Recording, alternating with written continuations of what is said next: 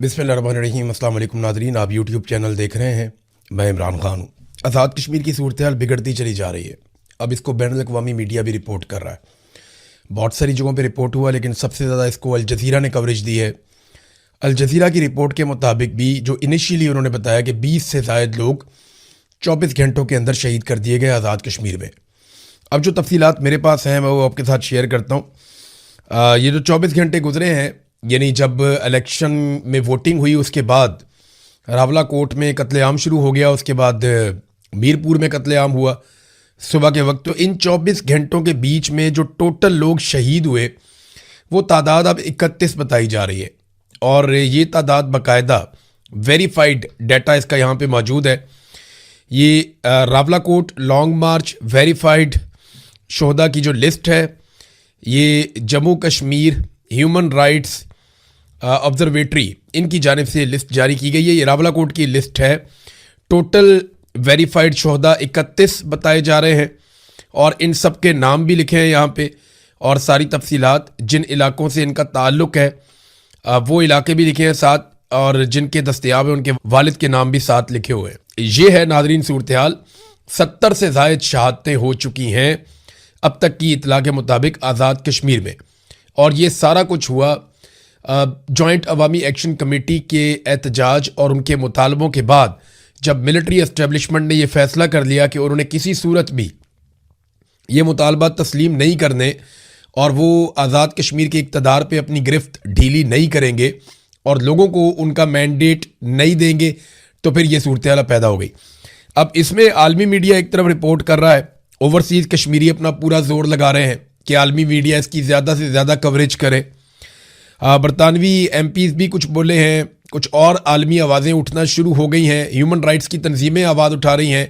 Amnesty international ने इसके ऊपर अपना एक स्टेटमेंट जारी किया है, और बाकी तंजीमें इस सारे मामले को देख रही हैं। जबकि ओवरसीज़ पाकिस्तानी या ओवरसीज़ कश्मीरी वो बड़े पैमाने पर एक एहतजाज की तैयारी कर रहे हैं बरतानिया में, और अब ये भी सुनने में आ रहा है कि वो अक़वाम मुत्तहिदा के दफ्तर के बाहर भी एहतजाज करेंगे, और अभी एहतजाजों का सिलसिला शुरू हो गया है। यानी ये वो कश्मीरी हैं जो पहले भारत के ख़िलाफ़ एहतजाज किया करते थे जब भारत मज़ालिम करता था मकबूजा कश्मीर में, और अब सूरत-ए-हाल ये है कि वही कश्मीरी एहतजाज कर रहे हैं पाकिस्तानी एस्टेब्लिशमेंट के ख़िलाफ़, क्योंकि वो अब जुल्म कर रहे हैं आज़ाद कश्मीर में। अच्छा नाज़रीन, जो सूरत-ए-हाल बिगड़ रही है ना, उसकी एक जो सबसे बड़ी और खौफनाक वजह है वो ये है कि लोग मुंतशिर नहीं होते। आज़ाद कश्मीर में जब गोली चलती है, लोगों को शहीद किया जाता है, लोग ज़ख्मी होते हैं, तो मुज़ाहिरीन अपने ज़ख्मियों को उठाते हैं, अपने शोहदा को उठाते हैं, और फिर इकट्ठे होकर आगे बढ़ जाते हैं। ये ऐसी खौफनाक सूरत-ए-हाल है कि लोग मुंतशिर नहीं हो रहे, जिसका सामना बार बार सिक्योरिटी फोर्सेस को करना पड़ रहा है। और ये दो तरफा फायरिंग के वाक़यात नहीं है, ज़्यादातर वाक़यात इस तरह के हैं कि अवाम को मुंतशिर करने के लिए फायरिंग की जाती है। ज़्यादातर वाक़यात जो हैं वो दो तरफा फायरिंग की नहीं। हाँ, इक्का दुक्का वाक़यात ऐसे रिपोर्ट हुए हैं जहाँ पे दूसरी तरफ भी, क्योंकि कश्मीरियों के हर घर के अंदर वहाँ पे असला मौजूद है, जब आप किसी के घर वालों को मारते हैं या उनको ज़ख्मी करते हैं तो बाज़ लोग रिएक्ट कर जाते हैं, ये होता है, और बाज़ लोग जो हैं वो जज्बाती होते हैं, वो उस तरह का रिएक्शन देते हैं जिस तरह की उनकी सारी ज़िंदगी ट्रेनिंग हुई है। तो ये इक्का दुक्का वाक़यात ऐसे होते हैं, लेकिन ओवरऑल जॉइंट अवामी एक्शन कमेटी ने इस बात को यकीनी बनाने की पूरी कोशिश की है कि उनकी जानिब से कोई मुसल्लह तसादुम ना हो, बल्कि वो बार बार ऐलान करते हैं कि कोई भी शख्स हथियार अपने साथ ना लेकर आए। हालांकि मीडिया में बहुत ज़्यादा ये प्रोपेगेंडा किया गया, बहुत ज़्यादा खबरें चलाई गई कि एक बंदा हमने पकड़ लिया मुसल्ला, और वो बंदा ये बताता है जनाब के हमें इनाम का ऐलान दिया गया था कि जितने बंदे मारोगे सिक्योरिटी फोर्सेस के उतना इनाम मिलेगा। ऐसी कोई चीज़ नहीं है, हमने तो ऐसी सुनी भी नहीं। जॉइंट अवामी एक्शन कमेटी वालों से हम बात करते हैं, वो ना तो एंटी पाकिस्तान है, ना वो कोई इंडिया की एजेंट है, ना वो कोई पाकिस्तान के दुश्मन है। वो सिर्फ ये कहते हैं जनाब जो आज़ाद कश्मीर के लोग हैं उनके मैंडेट का एहतराम किया जाए, उन्हें अपनी हुकूमत बनाने की इजाज़त दी जाए। ये तरीकाकार गलत है कि एक सेक्टर कमांडर ऑफिस में बैठ के एक ऑफिसर फैसला कर लेता है कि जनाब हम बताएंगे कि आज़ाद कश्मीर में हुकूमत कैसे बनानी है और क्यों बनानी है और किसकी हुकूमत बनानी है, फिर उसको कैसे चलाना है। तो वो कहते हैं जी इस तरह तो नहीं, क्योंकि देखें ना, आज़ाद कश्मीर के बहुत बड़ी तादाद में लोग ओवरसीज़ हैं, वो दुनिया के तरक्की याफ्ता ममालिक में रहते हैं, वहाँ पर वो देखते हैं कि निज़ाम कितना अच्छे से काम कर रहा है। अब वो ये चाहते हैं कि इसी तरह जो है वो आज़ाद कश्मीर के अंदर भी अच्छा निज़ाम काम करे, लेकिन वहाँ पे पूरा का पूरा निज़ाम जो है वो यरगमाल है। इस वजह से یہ obvious ہے کہ ایک ریئیکشن آنا تھا اور وہ ریئیکشن آیا اور وہ آپ دیکھ رہے ہیں. اب لوگ بھاگتے نہیں ہیں, وہ اپنی لاشیں اٹھاتے ہیں, زخمیوں کو اٹھاتے ہیں اور دوبارہ اکٹھے ہو کے آگے بڑھ جاتے ہیں.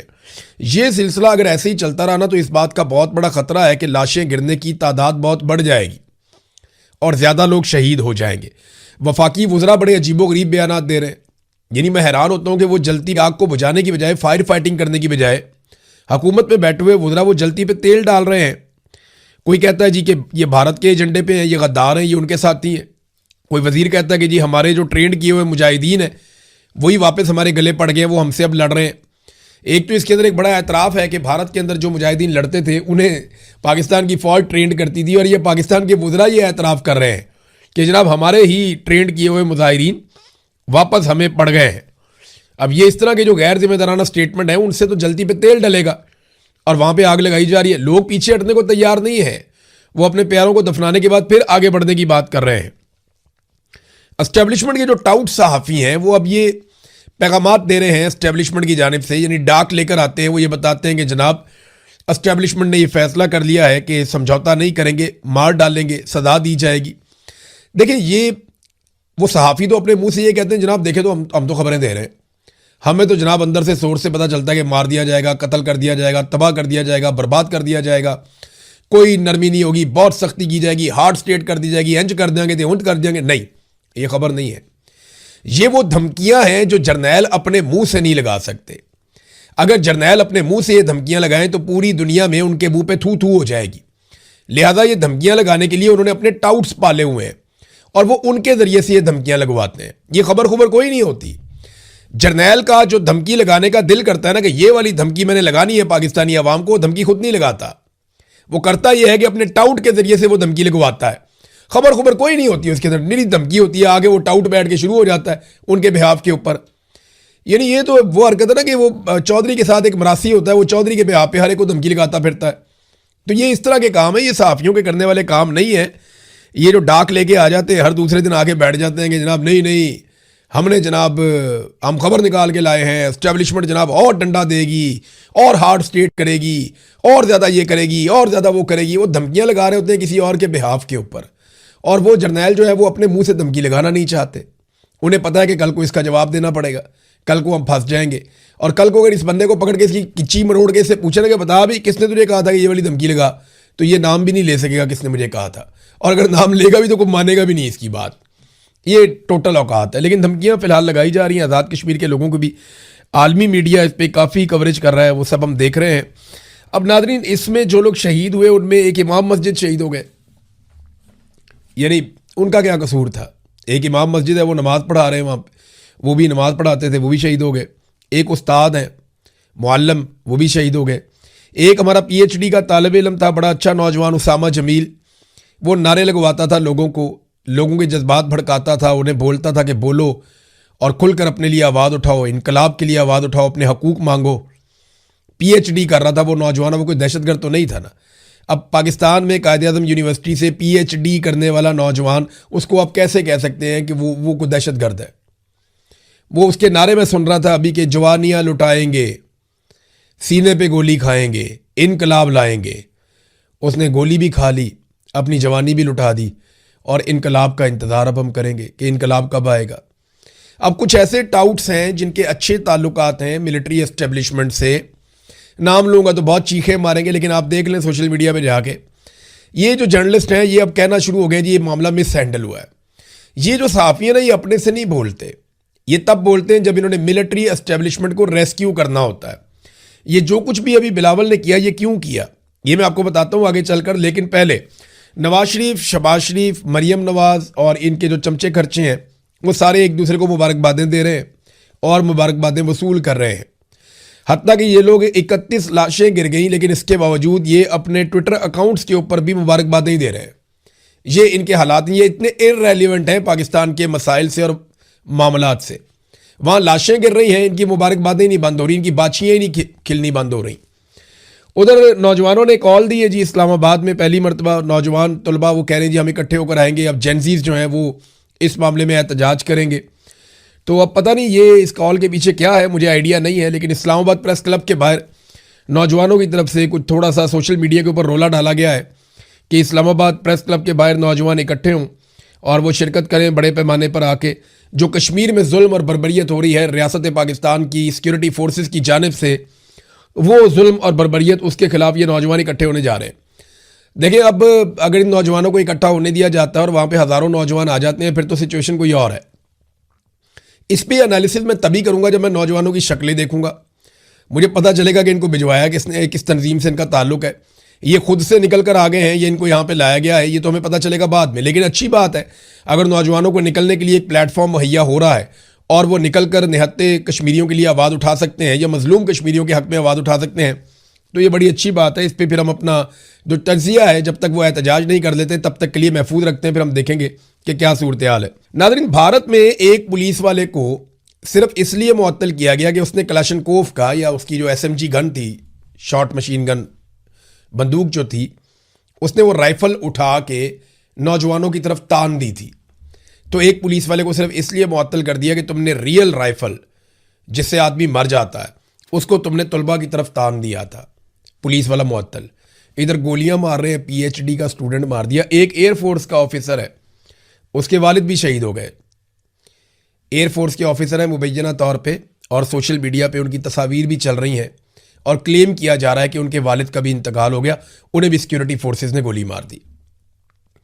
یہ صورتحال ہے آزاد کشمیر میں.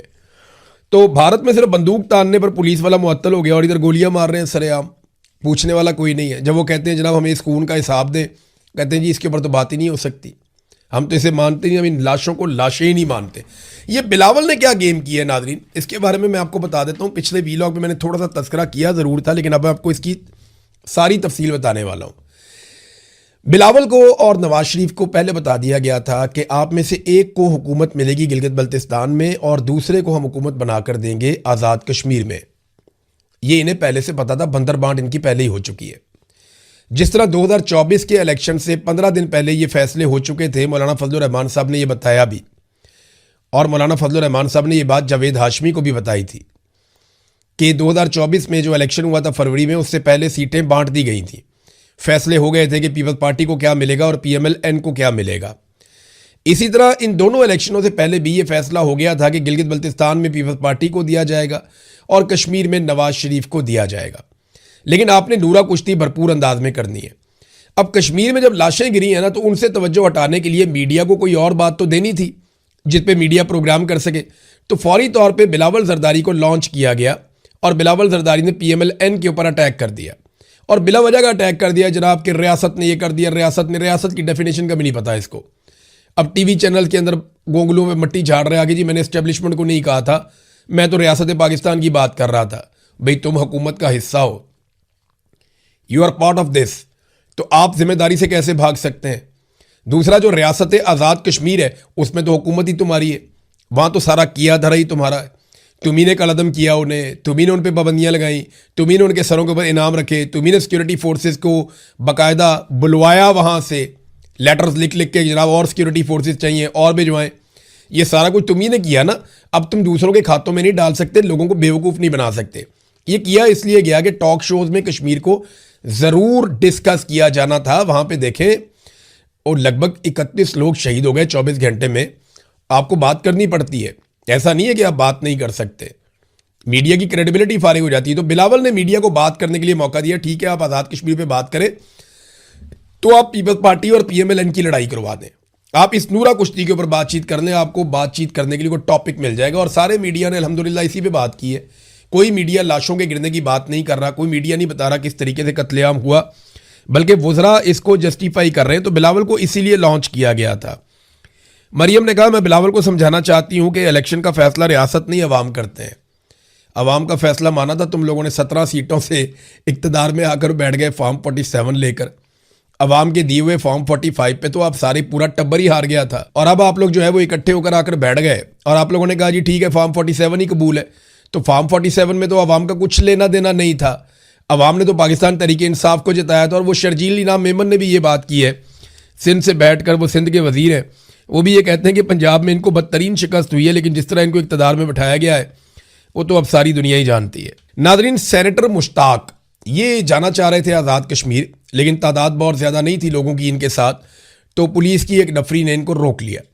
وہاں پہ دھکا مشتی ہوئی تھوڑی سی. اس کے بعد یہ لوگ وہاں بیٹھے, انہوں نے دھرنا دے کر احتجاج کیا, اور پھر جب واپس آ رہے تھے تو سینیٹر مشتاق کو وہاں سے غائب کر دیا گیا. اچانک سے رش لگایا گیا, وہاں پہ گاڑیاں آ جاتی ہیں, بندے آ جاتے ہیں, کو پولیس والے ان کی گاڑی پہ قبضہ کرتے ہیں اور ان کو لے کر نکل جاتے ہیں. اس کے بعد سے جب میں یہ وی لاگ ریکارڈ کر رہا ہوں تو اب تک تو سینیٹر مشتاق صاحب کا کچھ پتہ نہیں ہے. ہو سکتا ہے آنے والے چند گھنٹوں میں آئیڈیا ہو جائے کہ انہیں گرفتار کیا گیا ہے یا غائب کر دیا گیا ہے, تو یہ صورتحال کلیئر ہو جائے گی. یاد رہے سینیٹر مشتاق کو جو ہے وہ اسرائیل نے بھی پکڑ لیا تھا 2 مرتبہ. یہ گئے تھے احتجاج کرنے کے لیے فریڈم فلوٹیلا کے مشن کے ساتھ, لیکن وہاں پہ انہیں گرفتار کر لیا گیا تھا. ناظرین, بلوچستان کی صورتحال میں آپ کو بار بار بتاتا رہتا ہوں. ابھی پھر سچویشن آپ دیکھ لیجئے کہ 11 افراد کو مزید خوزدار سے اغوا کر لیا گیا ہے بلوچستان میں, اور بارکھان میں پولیس کے ایک ڈی ایس پی کو شہید کر دیا گیا ہے, جبکہ ان کے ساتھ کئی اور ساتھیوں کو زخمی کر دیا گیا ہے. تو بلوچستان کے حالات بالکل بھی سرکار کے کنٹرول میں نہیں آ رہے, جبکہ جو چیزیں کنٹرول ہونی چاہیے وہ بھی یہ کنٹرول نہیں کرنا چاہتے. یعنی پیٹرولیم مصنوعات کی قیمتیں عالمی منڈی میں 17 سے 18% تک کم ہو گئی ہیں. 17 سے 18% تک کم ہونے کا مطلب ہے کہ پاکستان کی سرکار اگر لیوی وغیرہ کو کم نہ بھی کرے, ٹیکسز وغیرہ کو کم نہ بھی کرے, تو پھر بھی اس وقت 60 سے 70 روپے کا ریلیف عوام کو دیا جا سکتا ہے. لیکن جب قیمت بڑھانی ہوتی ہے تو روزانہ کی بنیاد پہ 10 روپے, 20 روپے, 30 روپے بڑھا دیتے ہیں. لیکن جب کم ہونی ہوتی ہے تو کوشش کرتے ہیں کہ آخری دم تک کم نہ کی جائے. جتنا زیادہ لوگوں کی جیبوں سے پیسہ نچوڑا جا سکے وہ پیسہ نچوڑا جائے. لہذا اسی لیے ابھی تک پیٹرولیم مصنوعات کی قیمتیں کم نہیں کی جا رہی, بلکہ تھوڑی تھوڑی کر کے لگاتار بڑھائی جا رہی ہیں. مراد سعید نے ایک وارننگ جاری کی ہے. وارننگ میں آپ کو پڑھ کے سنا دیتا ہوں. انہوں نے کہا جی, عمران خان کی حکومت گرا کر 3 سال عمران خان کو بدترین قید میں ڈال کر پاکستان کے چپے چپے میں جو آگ لگا دی گئی ہے, کوئٹہ سے کشمیر تک, اسلام آباد سے مرید کے تک, جیسے اپنے لوگوں پر انہی کی حفاظت کے لیے مہیا کی گئی بندوقوں سے, انہی کے پیسوں سے خریدی گئی گولیوں سے, انہی کا خون بہا کر انہی کے دیش کو لہو لہان کیا جا رہا ہے. جیسے خیبر پختونخوا سے بلوچستان تک کو اپنے مقاصد کے حصول کے لیے آگ کے دہانے پر پہنچا دیا گیا ہے.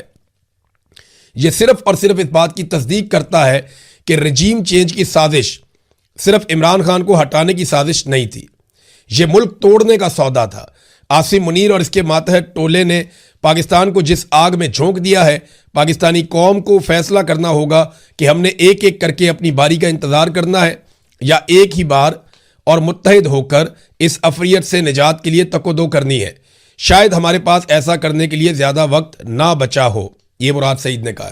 تو ناظرین, یہ بات آپ اپنے ذہن میں رکھیں کہ یہ اتنی بڑی بلا بن گئی ہے اسٹیبلشمنٹ کہ اسے عوام کا خون پینے کی عادت پڑ گئی ہے.